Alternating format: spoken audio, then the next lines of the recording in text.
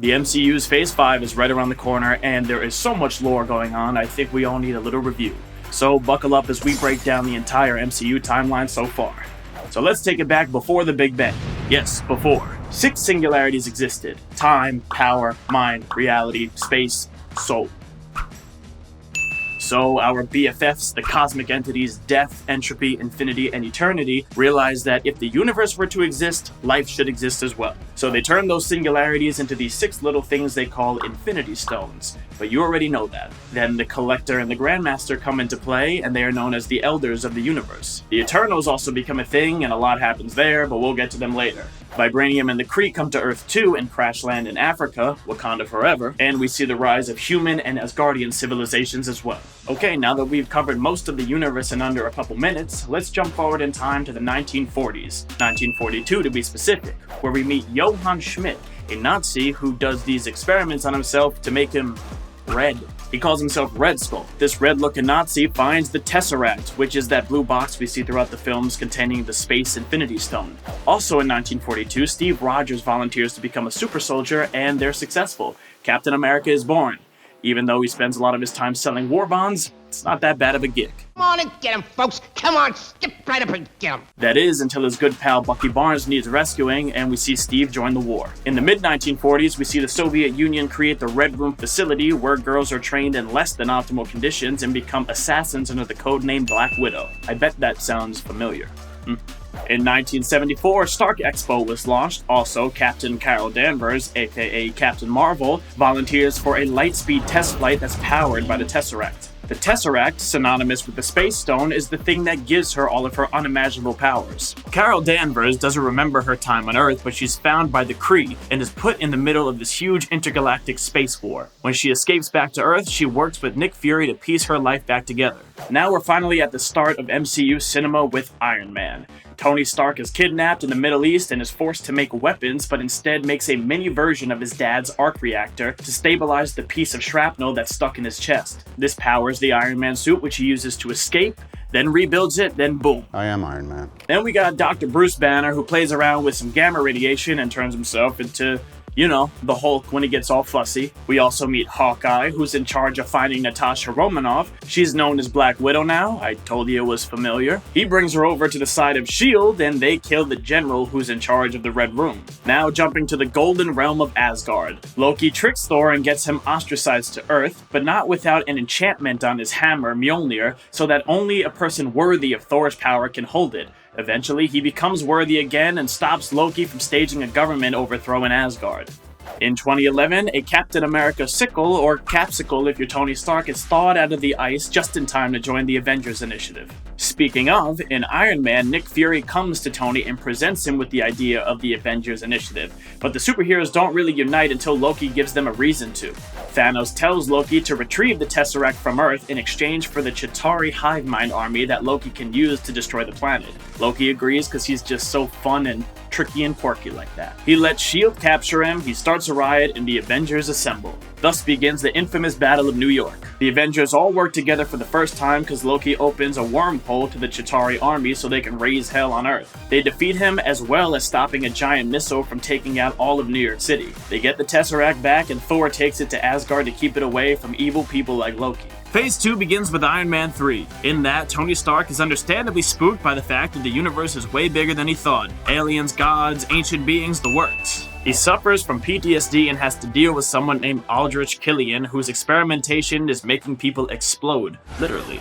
To put it simply, this is all taken care of by Tony, Rhodey, and Pepper Potts. Let's move on. Thor: The Dark World. This is where Jane Foster finds the ether of the Dark Elves from like a bajillion years ago and becomes the host. Thor must take her to Asgard to keep her away from the Dark Elf Malekith. And Malekith, being so evil and Knievel, wants to use the ether to destroy everything, which is a pretty good reason to try and stop someone. Loki knows how to help Thor, so Thor releases him from prison, but Loki betrays Thor, which is a huge shock. Not. I am shocked. Shocked! Well, not that shocked. And fakes his death because, like we said earlier, he's just so fun and quirky. What? On a darker note, Thor and Loki's mother dies in this film. Next up, we got Captain America, the Winter Soldier, where in this film we are introduced to the Falcon as well as reintroduced to Bucky Barnes, but this time as the Winter Soldier. And that's like a whole reveal kind of thing. So anyways, Bucky Barnes during the war was taken by the Soviet Union and brainwashed to become the worst metal-armed assassin to exist on this side of the moon. You don't have to worry though, Steve gets him back on the right side. And of course, there are the Guardians of the Galaxy. See, this whole part of the video might as well just be me talking about Chris Pratt dancing to Come and Get Your Love. But this is a serious video for serious viewers. The Guardians of the Galaxy introduces Star-Lord, Gamora, Drax, Rocket, and everyone's favorite Groot. Well, maybe he's not everyone's favorite, but I like him. Okay? The second film featuring this team actually took place only a little bit after the first one. In Guardians of the Galaxy Volume 2, we meet Ego, and we also meet Mantis, who definitely likes Drax way more than she should. And finally, we have Avengers Age of Ultron, where Tony and Bruce are trying to make this artificial intelligence to help protect the world, but that goes about as well as any time a supercomputer is created in cinema. Talk to the hand.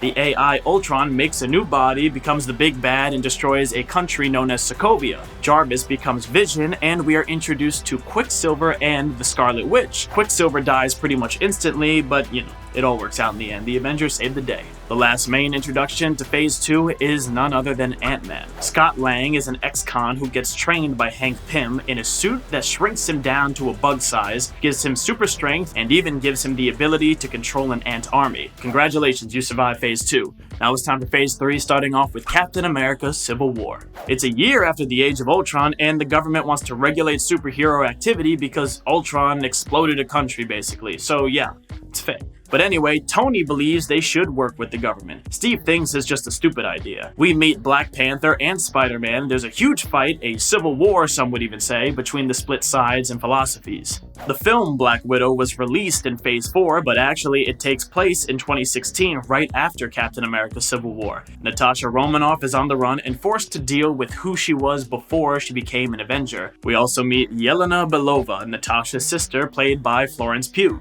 A year after that, we meet Dr. Stephen Strange. He's a neurosurgeon who seeks to heal his hands after an intense car accident. He learns mystical powers from the Ancient One in Kamar-Taj. He saves the day, beats some bad guys, and we are introduced to the Eye of Agamotto, which has the ability to manipulate time. This, we know, becomes the Time Stone. While we meet Peter Parker in Captain America: Civil War, we don't really get to see him shine until Spider-Man: Homecoming. In Homecoming, Peter works with Tony to be both a teenager and a crime-fighting spider-themed superhero. And fun fact, this is the first ever live-action feature film starring Spider-Man. Peter!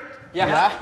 Oh, sorry. Did you mean? I'm just kidding, I hope you know that. Moving on. We also got Black Panther in Phase 3, where we meet King T'Challa of Wakanda. Killmonger wants to take his throne, but that doesn't happen, obviously, because T'Challa is T'Challa.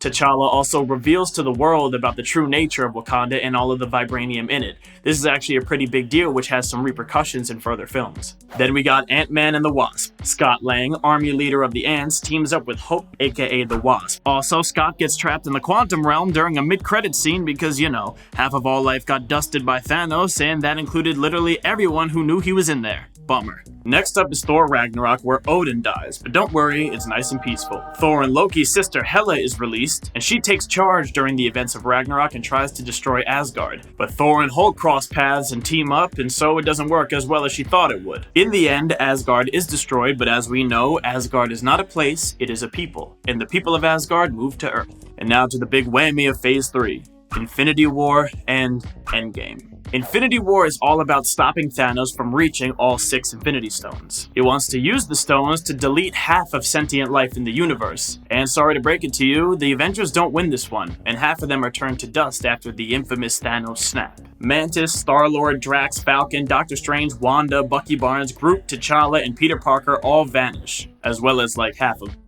everyone. We're in the Endgame now. You see, Avengers Endgame is all about getting those who turn to dust back into reality. It's almost impossible to condense this entire movie, but let's try. They go back in time and rally up all the Infinity Stones from different timelines. Steve Rogers picks up Mjolnir, even though it doesn't have much to do with the timeline, I just wanted to mention it because it was my favorite movie theater moment ever, probably. Tony Stark then wields the 6 Infinity Stones and snap.